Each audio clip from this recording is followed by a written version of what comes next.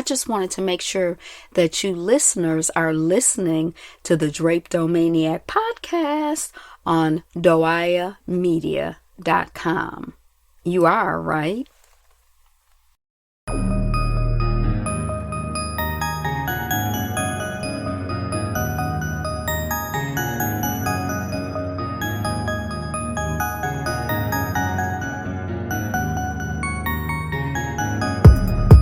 Peace, family, and welcome to this edition of the Drapedomaniac podcast.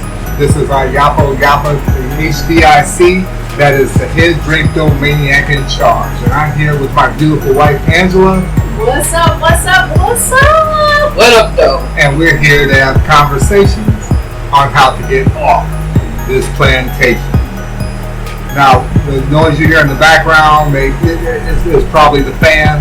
I'm going to try to cut as much of it out as possible before I post this. But if you do hear it, that's what it is. And you may hear some sounds from outside, but it is what it is. I discussed with Angela today what I wanted to talk about.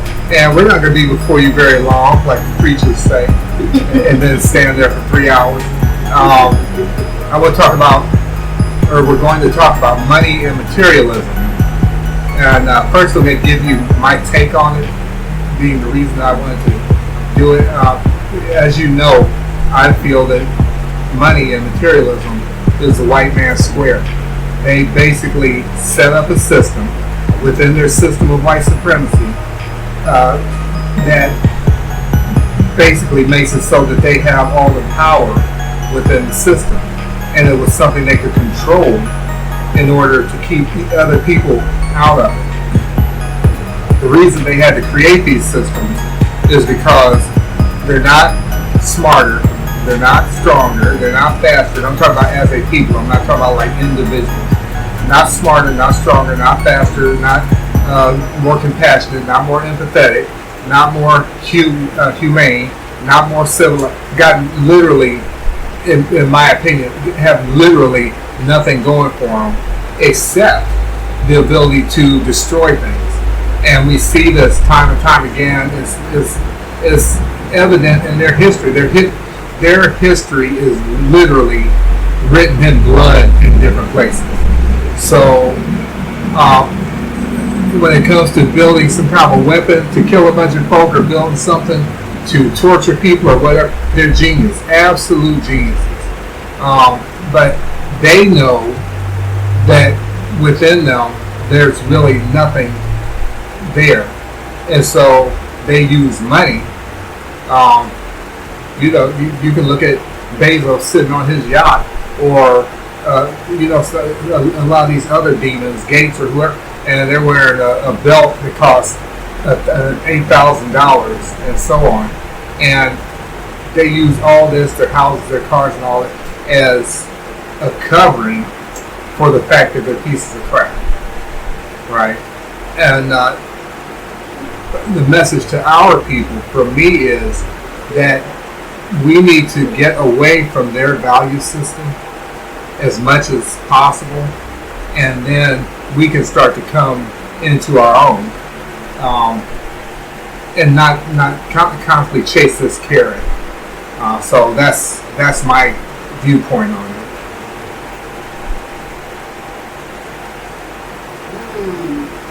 I don't know if there's much that I have to say about it. When you say chase the carrot, you mean this idea that one day I'm going to get rich and be a millionaire, and if I work hard, I too can have the American dream, and I'm just temporarily embarrassed, but soon I will be rich. Is that what you mean by the carrot? Right.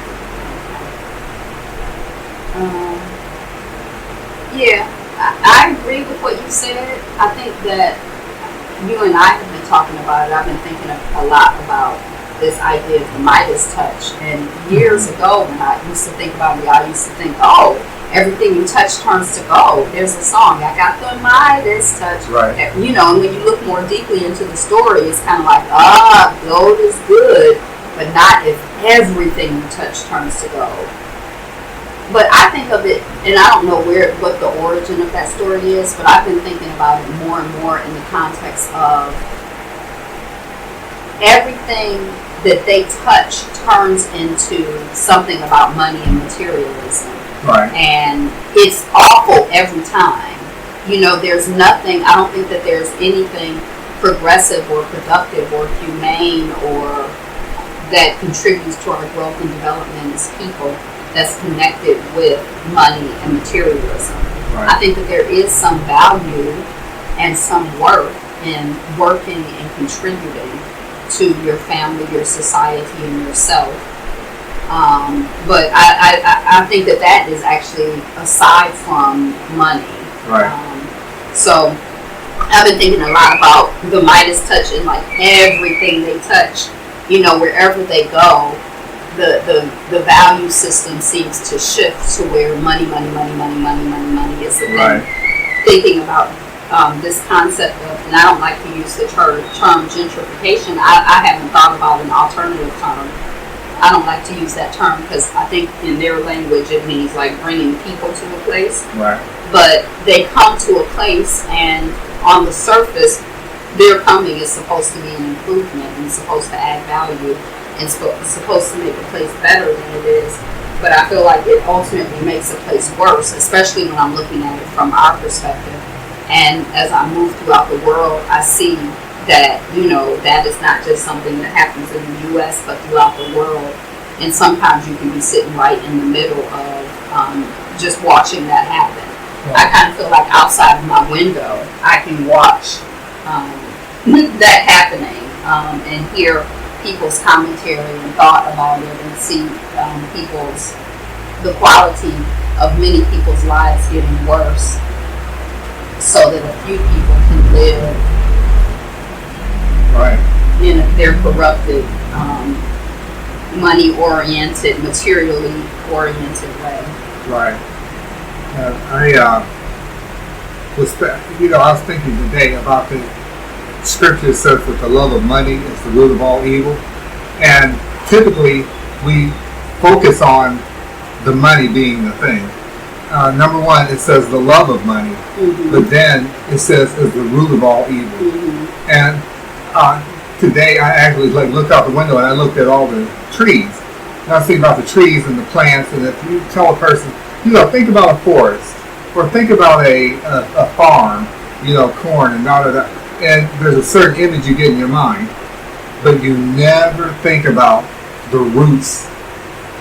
If I say think about a forest, you never think about like this whole root system that's under it.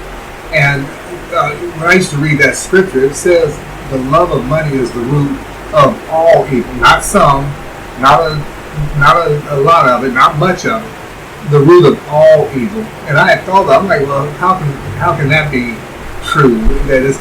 But I'm of this opinion now, is that no matter what happens, and you may have to make it convoluted sometimes, but no matter what happens, if you dig deep enough, it always gets to it always comes down to money. Mm-hmm. Oh well, how's money responsible for this guy that just murdered this young lady in the bowling alley over a bowling ball. Well, it was outside the bowling alley, but over a bowling ball. Well, the way that it comes down to money, and this is what I mean by it has to get convoluted sometimes, is that our people are in a certain situation, and therefore we're in a certain mental situation. Why are we in this mental situation? Because our ancestors were brought here and in chains, and then we went through Jim Crow, and we're still going through all this oppression, and you're in these areas that are teaching you to hate yourself. Well, what does that got to do with money? All of it, if you keep digging, goes back to money, because it was a transatlantic slave trade. And like I said, all you have to do is keep digging deep enough, and you'll get to money, no matter what the question is. And so, if you are thinking about something and that's all messed up in the world or whatever, if you're not getting to money at the bottom of it, that just means, in my opinion, you haven't dug deep enough. Mm-hmm. Because everything leads to that. You got the world turned upside down. People getting unnecessary stuff put into their bodies, that's killing some of them. You got wars breaking out, all this stuff, and all of it is behind money, and it's not our people that's driving it. When I went to India, I traveled. I think I had probably traveled a lot before I ever went to India. Most of the places that I had been in the Caribbean, and I had also been to Europe. So I had been to probably 5 islands, Canada, Bermuda, which is, whatever.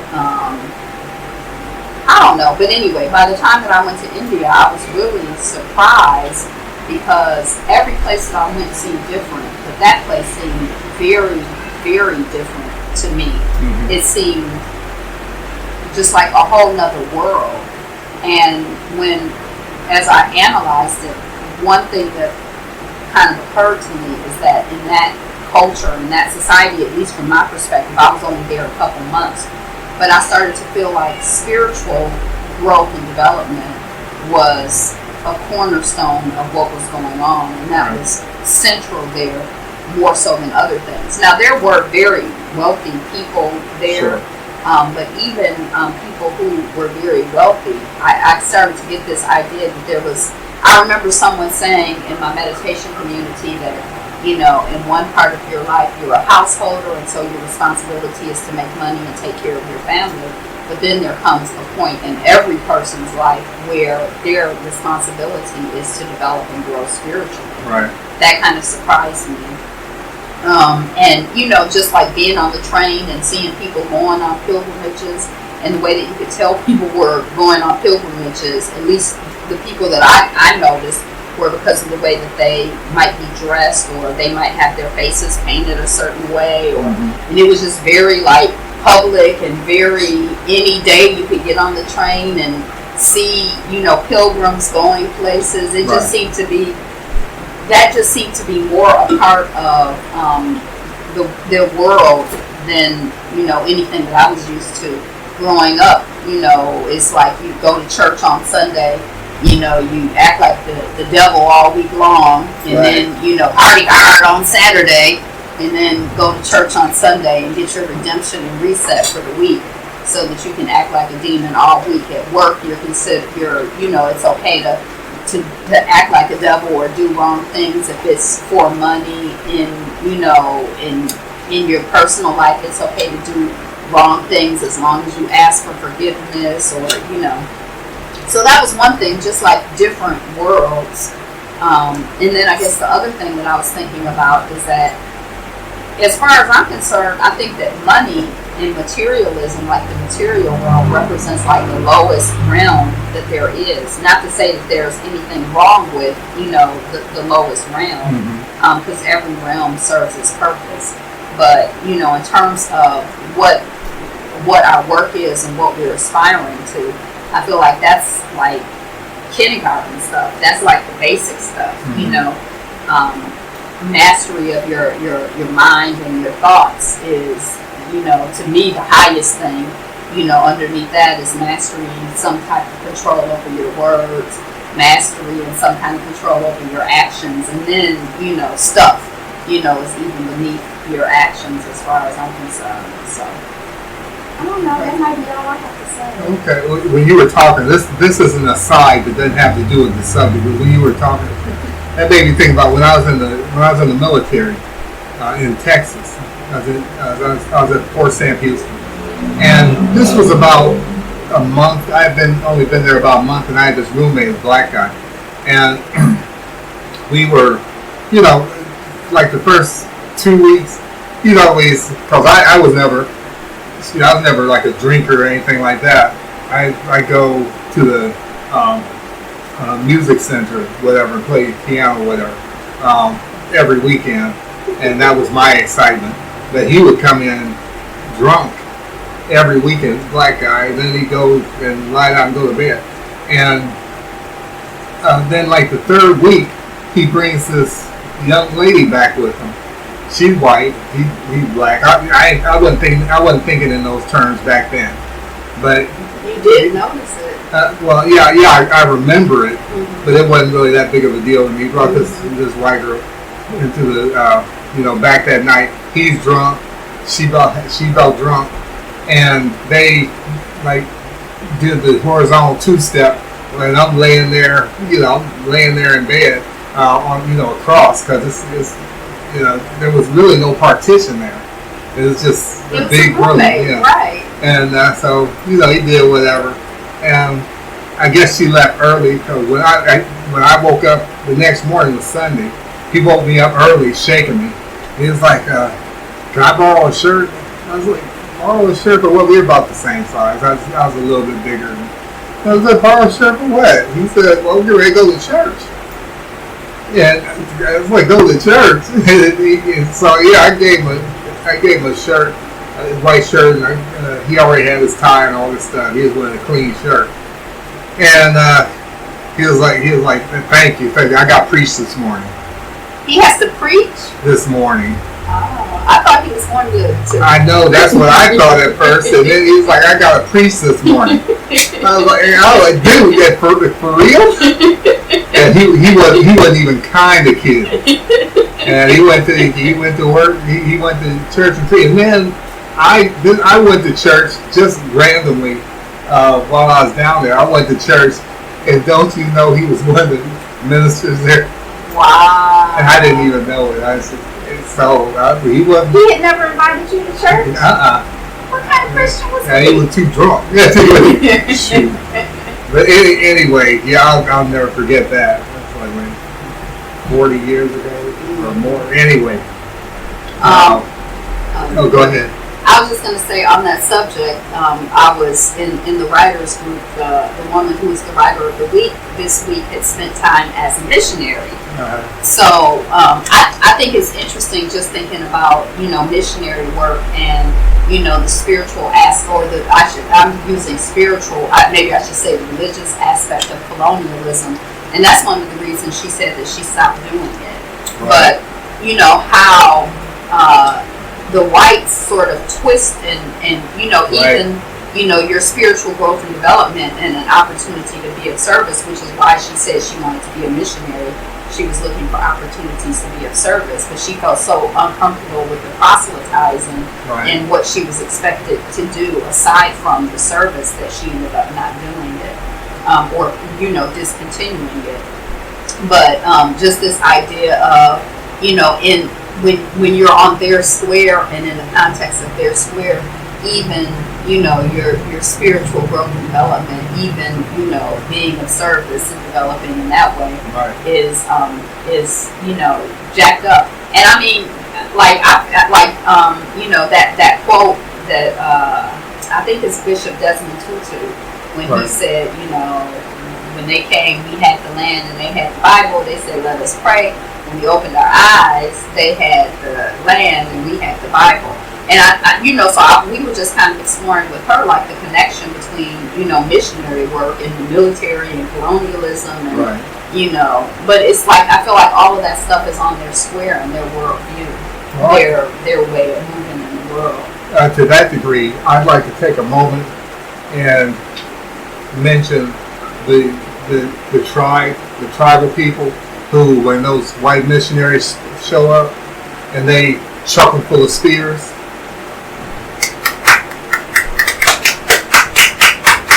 stay the heck. Nobody asked for you. Nobody wants you here. Nobody told you to come. Get away from us. One of the things she said that I thought was surprising, I heard about that, but I hadn't really heard about it, period. But she said she went to missionary school. And she said that, this is what I heard her say, but that as an important part of their training was how dangerous the work that they were doing was. And so I guess it's it's not an uncommon occurrence for them to be in physical danger. And this is kind of an aside, but part of what I also heard her say is that even in doing that work, I think of it as a white. I think of that Christian supremacy as a white supremacist mindset. But this Christian supremacy of, and if you have to die as you're doing this work, then know where you're going and know where they going.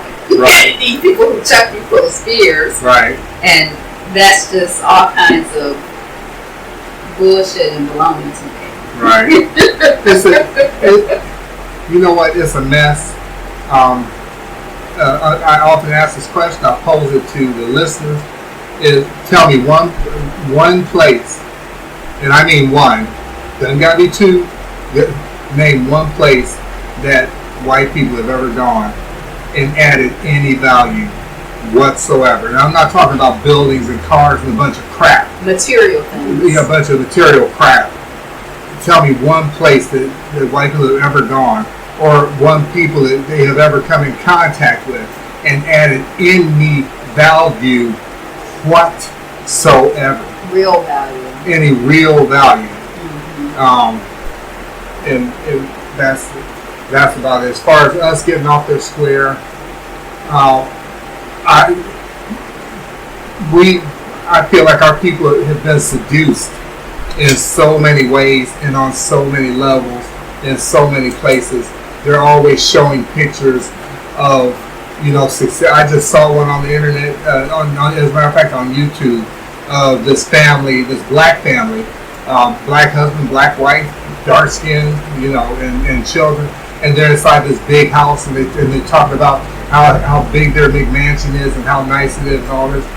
And about, they can go on vacation, blah, blah, blah, and not just them, but others. And then they put it because they say it. Oh. And so they didn't call it McMansion, but even if it's a standard mansion, even if whatever, they're always pushing this stuff. These Real Housewives of fill in the blank and all this crap. And when it comes to black men, rap videos or whatever kind of videos, showing them driving in Ferraris and wearing all this bling and blah blah, and all this crap. When's the last time you watched the video? Yesterday. Really? Yeah. And they still doing the same thing? They're still doing the same thing. They just updated. It's not you're not walking around looking like the 90s or 80s. Right. I was trying to think Flavor Flav, but they just update it and then have them in Bentleys that's rented and all this stuff. I guess so my point is being, they're constantly trying to seduce you. Buy into our system, keep chasing that carrot, and even if you catch it, you caught it. But now you're about as deeply embedded in the system as you can get. Now that you've caught it. So either way, we've got you. Unless you decide to step off this square. You remember the movie The Devil's Advocate? Yeah, Keanu Reeves. I don't know who was in it, but is that the one where the guy becomes this lawyer and then the further he's just living in the lap of luxury, and it's so great, it's so wonderful, and they just Keanu Reeves and Al Pacino. I don't care about that. And they treat him so well, and then as he realizes, wait a second, he's the devil's advocate, he's doing some bull, he's not comfortable with it. But he's same thing for the firm. The firm. Oh, I don't think I saw that. Yeah, that's Tom Cruise. Yeah, but that's kind of, I think, this. Why do you want to tell me all these white people? Oh, I know. Why, baby? Why? Yeah, why Flav?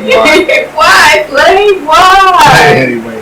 But I think that's the thing. You chase the carrot. I think most of us don't catch the carrot, and if you catch the carrot, you realize that it's 24 karat gold. You can't eat it. It constipates you. Your teeth get not 24 karat gold. What's the one that's hard? 12 karat gold. Your teeth get chips trying to eat it. It mess up your digestive system. It's just a mess. It's a mess. Right. It's not. Yeah. So they skid is some bullshit. It's just Yeah, and they're always pushing this stuff and these decadent lifestyles. I don't know if you saw that menu that was on my screen yesterday, but there's this restaurant, I think it's in Chicago or where, it might be in New York, but these clowns are charging like $19, $20 for a foot-long hot dog, but they also have a milkshake that costs $100, and they sprinkle gold on top of it, They have a cheese sandwich, grilled cheese sandwich that costs $75. They have a dessert that costs like $2,400 or $24,000. It's something crazy. And then the episode I watched, they made these French fries. They cost like over $2,000 or whatever, and they sprinkle gold on it. And I'm like, and have all these truffles. I'm like, whoever eats this crap or whoever buys it, what is the matter with you? You know. So I feel like some of these people, or I don't know if people is the right word, but it's some out there who have so much money and wealth that for them to spend $2,500 on the dessert is like me spending 25 cents on the dessert. Right. They got all this money, they might as well spend it on. I mean, why? Why help some homeless people, or some people that's starving around the world or whatever? But that doesn't even make sense, because their whole system is set up to exploit people and to hurt people. So why would they help people? Right, I was being sarcastic. Yeah, that's why, because their whole look up is, And I think that they lack the capacity to do it. Just like they literally lack the capacity to leave us alone. They can't do it. Right. When it comes to like compassion and all that stuff, which goes back to the very beginning of what I was saying. Since they lack all that stuff, they lack, since they're hollow on the inside. They just don't that calcified pineal gland will not allow them to even think about somebody. Somebody could be literally sitting on the curb, on the street, in a box in front of them, and they'll be sitting at the window eating this or drinking this $100 milkshake. But the way that they accumulate, and they don't even think about it. The way they accumulated so much work is by hurting people. Right. So they probably look at them and be like, good, and they want to see more of that. Right. I don't know how their minds work, but yeah. Well, I think you can also look at movies to see how their minds work. If you look at Monsters Inc. I've never seen it. The entire world of these monsters is powered by scaring children. And I'm like, yeah, y'all just like, you're purposely showing how you are. Because I believe that their entire world, their entire society is built on other people's pain, like metaphysically built on pain and misery. And that's why they make sure that they keep doing it and causing it. And so, that seems consistent with my observations. Yeah. So anyway, this is we're at about half an hour now. It's actually 27 minutes, going into 28. Looks like. So we told you we weren't going to be in front of you long, which I guess is about. So what is your square? My square? Yeah. My square is as much as possible separating from their value system, which is I need a Bentley instead of just a car to get me from point A to point B. Or I need a mansion as opposed to a house that keeps me warm and keeps me safe from the elements and so on. From the value system that says I need to eat $2,500 French fries as opposed to some McDonald's poison fries. You know what I mean? I don't eat McDonald's, but just give an example. Just separating from all that. I don't need to have anybody's label on my clothes. As a matter of fact, I go out of my way to make sure that I don't have labels on my clothes to advertise for somebody else. By paying them. Right. Yeah, I'm paying you to advertise for you. Right. I'm just talking about that value. So that's what I consider their square, and that's what. But I said, what is your square? Yeah, that's why I said that's your square. Is an anti-square. My square. My square is working for our people, working toward. My square is definitely working toward getting control of our own narrative.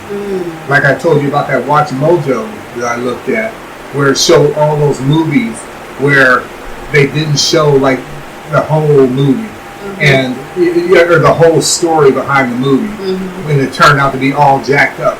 And as I looked at that, I realized what something I already knew. But these white people keep a very tight control of their narrative, so that everything is the way they want it. They control our narrative. Our people need to control our own narrative. That's my square. I'm not trying to make a whole bunch of money. I just want to write books that people do read. Our people read. There's people. I mean, well, I told you there's going to be people that see the book, say, "Oh, white people are going to get mad about this." I don't give a crap. I'm not writing it for them. Mm-hmm. I write for us. Mm-hmm. I write for our people. Mm-hmm. I can give a rat's behind if some white person reads it. It's not for you. Stop talking about. Okay, so I write for our people. Okay. So that's my square, is working for our people and not chasing money. So what do you value? What is your value? What is I value honesty. I value truth above everything. Mm-hmm. Above everything.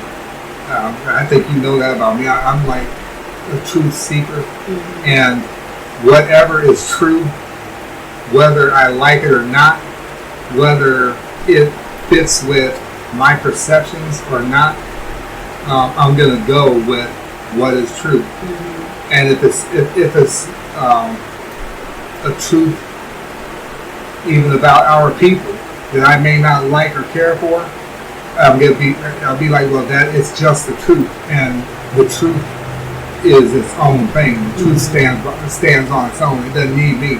And if I deny it or don't believe it, it's still going to be the truth, regardless. So that my value system is about treating people well, and that also includes white people. I mean, treating people well, treating people like they have a right to be on the planet, not treating anybody like crap.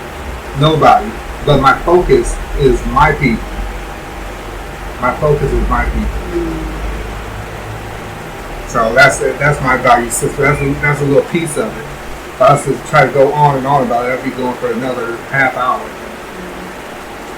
How about you? What's your value system? What's your square? I think my square, I don't know if square and value system are the same. I haven't really thought about it or explored it. But I think that the square that I desire to be on is one where I am happy and free and fully in alignment with the assignment that God has for me, in alignment with why I'm here. Absolutely. I definitely believe that my work is in supporting people and being their best selves. So that's my square, and I think that happiness and joy and freedom just is a part of it. In terms of my value system, at one point I used to have this 6-point value system, I think, right. But I don't remember all 6 points, but there are 2 that I remember, so maybe those are like my key values, and those are the ones that keep coming up. I believe in taking responsibility for myself. So whether it's, homeschooling and taking responsibility for my children's education, or whether it's eating well and taking the best responsibility that I can for my own health, or whether it's being very conscious of my words and what I say that I'm going to do and following up on that in terms of being responsible to what I have committed to. That's important. The other thing is growth and development. I'm passionate about growing and developing and moving along my spiritual path, my emotional path, and making positive progress. So, I don't know. I think that kindness, like how I treat people, I guess that's part of it. Because I definitely try to be respectful to people that I encounter. Right. As well we should. So that's I don't want to run too far over. I do want to mention Sister Ajali's books. This Black. It's available on Amazon in both print and digital. Thank you. Also, She has the book Furnace of Affliction. These are cures for radiation in this irradiated world. One of the most important books that you could get, honestly. That's also available on Amazon in both hard copy and digital formats. So Sister Ajali she is a black woman who loves black us, and she is a writer. She's presently working on the sequel to this Black. I can't wait, and if you've read this Black, you probably can't either. So I just always want to make sure that I plug that, and I guess that's about it for this edition. Oh, what? You're not gonna let me get one last word? Oh no! Go ahead. I thought you did. Oh, because I've been talking so much. No. I just want to invite the listeners to, if you haven't already thought about it and articulated your square. What is your square? What does the ideal world look like for you? What does your ideal world look like? And what are your values? What's important to you? And do you know how to determine what are your actual values and what values have been foisted upon you that you may perceive as being yours, but they're actually someone else's? And also, I guess on that, because I thought you were going in another direction when you said you know what your actual values are. I think that when things are foisted on you, part of the way that they're foisted on us is through practice.